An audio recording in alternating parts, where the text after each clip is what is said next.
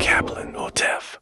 Я не мог пройти мимо этой темы, потому что комментарии уже вот больше 2 лет не умолкают на тему «Вы должны везде, где только можно, показывать вашу правду». Тот самый фильм, закрытый фильм «43 минуты», вы должны его везде показать. Любые кадры 7 октября покажите на больших экранах, на телевидении, где только можно. Вот именно поэтому вы проигрываете информационную войну. Я не зря показал кавычки, потому что с термином «проигрывать информационную войну» я не согласен и не соглашусь. Об этом я записывал в предыдущих видео. Мы сегодня разберем этот момент, но я очень хочу вас сфокусировать. Фокус, да, у нас самое главное. Мы сейчас не будем говорить о том, что надо показывать или не надо показывать. Я хочу очень точечно вас сфокусировать на технической части, о возможности. Допустим, надо, все решили показать, как это технически вообще можно сделать. Хотя стоит добавить, что основная проблема в том, что родственники убитых, большая часть, не дают разрешения на массовую вот эту вот публикацию, распространение в социальной сети. Также я постараюсь затронуть тему, что же все-таки делать, как нам дальше быть, как распространять нашу правду и как вы все можете в этом нам помочь. Всем привет, меня зовут Роман Каплун, и вы на нашем канале Роман Каплун ОТФ «Информационная война». Обязательно подпишитесь на канал, если у кого-то нет аккаунта в YouTube, это очень просто, создайте, вы сможете писать комментарии, следить за нашими новостями, ставить лайки. Лайки — это тоже очень важно, так работают алгоритмы. То есть, когда вы ставите лайк, это значит, вы рекомендуете дальше YouTube продвигать это видео. И это как раз отвечая на один из вопросов, как помогать в этой информационной войне, чем помочь вам. Вот это самая лучшая помощь. Нажмите лайк, напишите комментарий и подпишитесь, и вы поможете тем людям, которые занимаются информационным фронтом вот уже больше 2 лет. Вы также можете помочь нам финансово, стать спонсором канала, зайти на наш сайт. Ссылка на сайт в описании под этим видео, почитать о нас, оказать нам финансовую помощь, и за это вам большое-большое спасибо. Благодаря вам мы продолжаем нашу деятельность.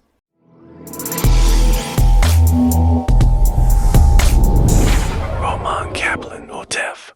Я сегодня постараюсь говорить с вами очень простым и доступным языком. Давайте начнем по порядку. Вот частенько я слышу такой комментарий, как от наших граждан, так и из-за границы. Вы должны показывать все, что только можно, на больших экранах во всех странах мира. Теперь внимание, друзья, давайте по порядку. Что такое большие экраны, какие бы они ни были? Есть outdoor реклама, indoor реклама, то есть это баннеры, это на зданиях, на машинах, как угодно, то есть наружная некая реклама. Начнем с того, что это вообще частный бизнес. А до этого начнем с того, что это вообще другая страна. То есть в частном бизнесе есть определенные правила, тем более для рекламных площадок.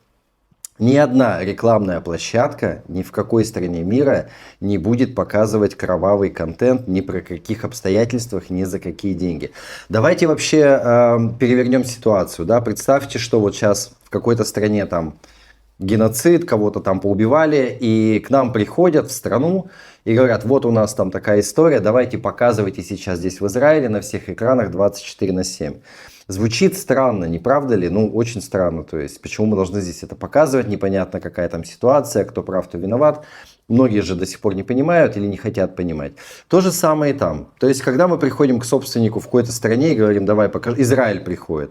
Он говорит, во-первых, кто ты, из чего ты, почему должен показывать? Я вообще не понимаю, чем вы там занимаетесь, кто прав, кто виноват. И вообще, как это можно вообще в принципе обсуждать? В рекламных таких холдингах, структурах вообще такие вопросы даже не обсуждаются. Плюс не надо забывать антисемитизм, мусульмане стоят во главе очень многих таких компаний. И в целом это даже незаконно, потому что есть закон о рекламе и о показах. Вы не можете по закону практически во всех странах показывать публично на улице, где бы там ни было, такого рода контент, который 18+. Потому что любой, даже с улицы, вас засудит на миллионы долларов. Я уж не говорю о надзорных государственных органах, кто это контролирует. Плюс о таких площадках есть инвесторы, есть советы директоров, которые вообще, ну, даже обсуждать это не будут, просто уволят такого директора, да. Ну и самое главное, хотя все здесь самое главное, это рекламные контракты. То есть такие компании живут за счет рекламы. Там рекламируются бренды, там рекламируются, не знаю, арабские бренды. И любой рекламодатель, увидя такое, то есть он просто разорвет контракт, и бизнес, все, он может просто разориться. А ненавистники Израиля, они просто такие экраны побьют. Поэтому ни при каких обстоятельствах, ни Израиль, ни кто бы там ни было, не придет, не скажет в бизнес, чужой бизнес, частный бизнес, показывая кровавый контент. Поэтому этот вопрос снят, друзья. Все те же пункты подходят и для телевидения. То же самое. Во всех странах мира есть телевидение, разные каналы. Абсолютно та же самая история. Это частный бизнес, это медиа. Тем более, как работают СМИ против Израиля, мы все прекрасно знаем, потому что 7 октября, 7-8 прилетали целые самолеты с журналистами, их аккредитировали там прямо в аэропорту, которые все это снимали, но некоторые СМИ показали совсем другую картинку, абсолютно другую. Там своя политика, там своя риторика, и они действуют так, как они считают нужным. Ну, о чем говорить, если CNN выпустили фильм про Холокост недавно, где вообще нет упоминания об евреях, да, тем более, а там еще и Трамп, который наш друг.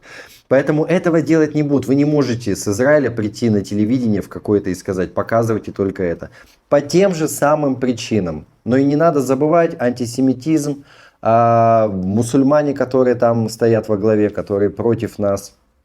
И этого делать, естественно, никто не будет. Поэтому вопрос больших экранов, телевидения, вот эта вот вся публичная СМИ, оно сразу просто вычеркивается. То есть даже не надо об этом говорить и об этом думать.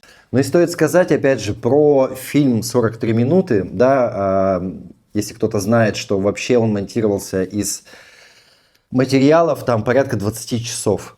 И там были, помимо того, что вошло в фильм, еще более ужасные кадры, которые родственники не дали разрешения вообще нигде показывать. То есть эти кадры, очень многие кадры на самом деле лежат в сети.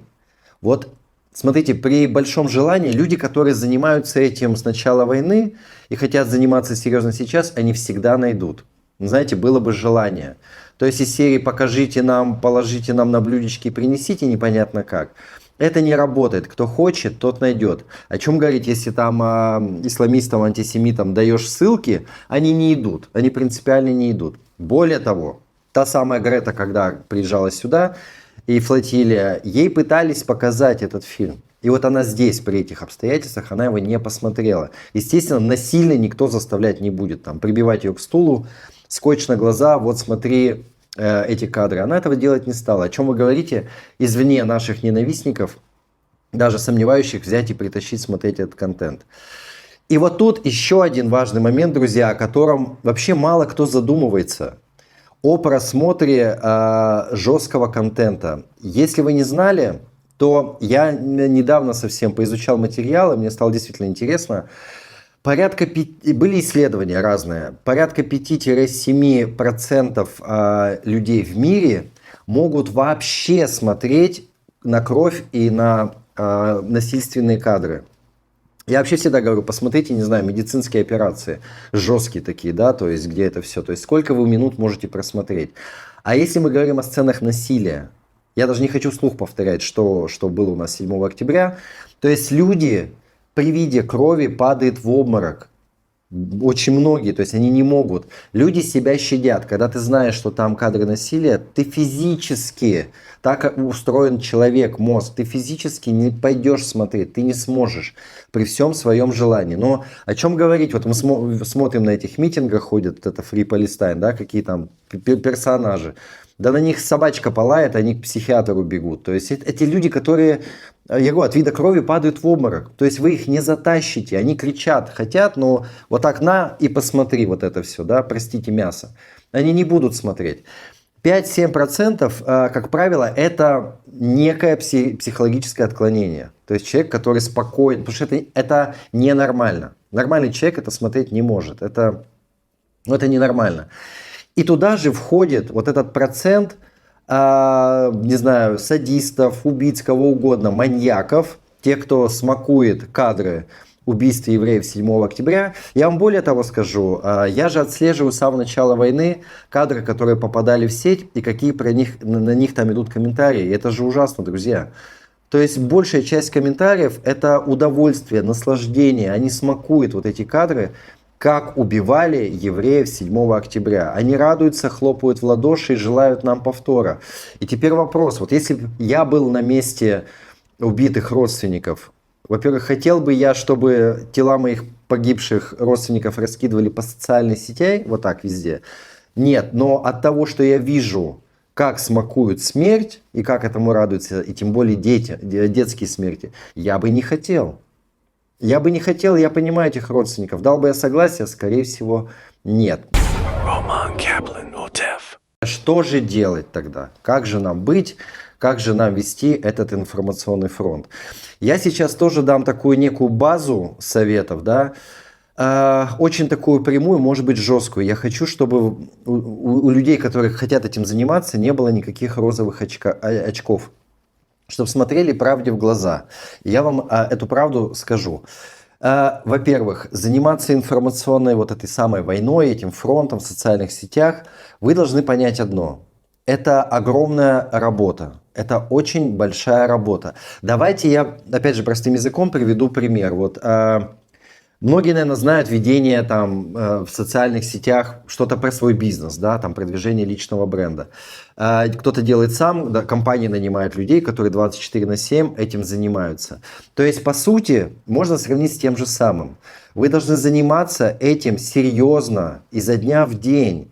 То есть так, что у вас уже свободной минуты не будет, потому что объем работы, в зависимости от той площадки, которой вы хотите заниматься, что вы хотите продвигать, объем работы большой. Не получится написать там один пост раз в неделю или снять маленькое видео, и на этом все, я веду информационный фронт.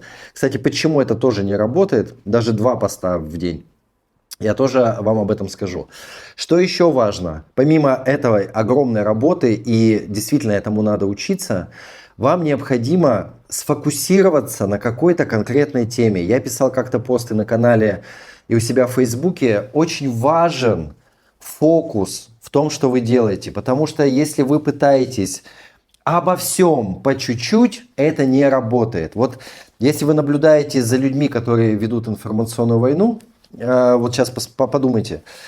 В основном все очень четко на чем-то фокусируются, на какой-то конкретной там специализации, на расследованиях, на фейках, на исторических фактах. Наша специализация очень узкая. Фильмы о 7 октября, свидетельства для истории и в принципе, для всего мира. И мы очень серьезно меняем отношение к тому, что произошло, и мы видим это в комментариях, результат нашей работы. То есть мы не можем сейчас снимать фильмы и тут же делать что-то фейки, и тут же вести расследование, и еще историю вести. Нет, так не бывает. Также и вы должны понять, что вы можете делать. Про 7 октября у нас много контента, берите, мы всегда им делимся. Нет проблем, забирайте, делайте шотсы, что угодно. Вы знаете историю, хотите просвещать людей по каким-то историческим фактам, вот это арабо-израильский конфликт, пожалуйста. Вы хотите развеивать фейки про газы, четко, конкретно про газу, пожалуйста, делайте это. То есть найдите специализацию, прокачивайте с ней. Вы хотите просто вести журналистскую деятельность о Израиле, пожалуйста, делайте ее. То есть для начала определитесь, только так это работает. Дальше, что очень важно, целевая аудитория. Вот как я вам сказал про бизнес, так и здесь. Вам необходимо найти целевую аудиторию. На самом деле, к сожалению, я очень часто об этом говорил, с чем мы сталкиваемся. Люди внутри Израиля, вот этот самый информационный пузырь находится в нем. То есть, если человек, давайте возьмем от простого, там, Facebook, начинает писать посты, даже какие-то очень грамотные, делать публикацию, то я иногда проверял таких активистов, я заходил в профили и смотрел. И в 100% случаев практически все подписчики этого человека, и большинство из вас, это ваши друзья внутри Израиля, внутри страны. То есть вы понимаете, что происходит, насколько, в принципе, бесполезную работу вы делаете. Вы делаете контент, и он ходит вокруг ваших знакомых, вокруг друзей, внутри Израиля. То есть создается эффект бурной деятельности, что я что-то делаю, я же пишу, я же снимаю. Но все это внутри страны. К сожалению, так это и происходит, и все потом удивляются, а почему, а как это вообще возможно? Вроде бы нас, в принципе, немало, мы делаем, но никто ничего не видит. Это целевая аудитория. Как и про бизнес я вам сказал. Набор целевой аудитории. Понять, кто ваша целевая аудитория, на каком языке вы делаете, как вы на нее выйдете. И это очень большая работа, ежедневная работа. То есть вам надо обзавестись кругом друзей, там, подписчиков, которые вне Израиля, которые будут читать, которые будут репостить. Вам надо стоять в каких-то группах, писать комментарии, чтобы на вас обратили внимание. Это вообще уже отдельная лекция по поводу, как этого делать. Может, я запишу некий, скажем, урок, да, как набирать эту аудиторию. То же самое в других площадках. YouTube, как попадать в рекомендованные, там вообще все сложно. Начнем с того, что там TikTok, YouTube, это вам надо снимать. То есть маломальское оборудование, окей, телефон, звук. Вам надо уметь говорить, быть в кадре. То есть это тоже практика, постоянно это делать. И вот это изо дня в день, это огромная рутинная работа. Вам надо делать, постоянно. Тогда это начинает пробивать тот самый потолок. Roman Kaplan OTEF. Поэтому, друзья, я всегда за конкретные действия и за то, чтобы мы не строили иллюзий. То есть, когда мы что-либо хотим, мы задавали себе прямые вопросы. Потому что, опять же, когда я слышу этот вопрос «покажите на всех экранах», я задаю встречный вопрос, каким образом? Я слышу вообще такие фантазии, оторванные от реальности. Как и вот ведение тех же самых социальных сетей, что все там виноваты, нас блокируют. Отчасти да, конечно, нас блокируют. Но проблема еще в другом.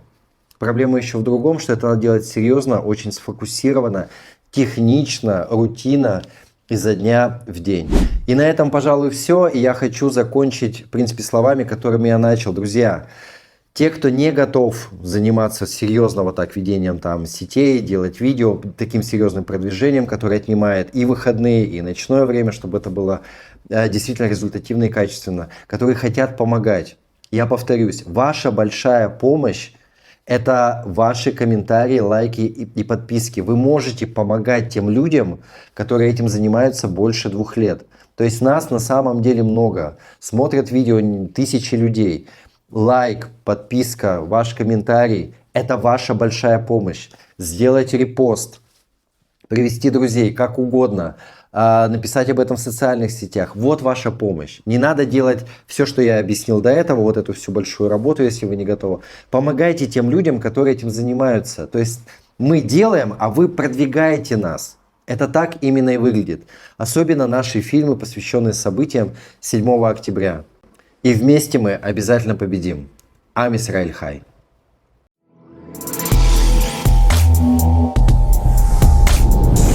Roman Kaplan.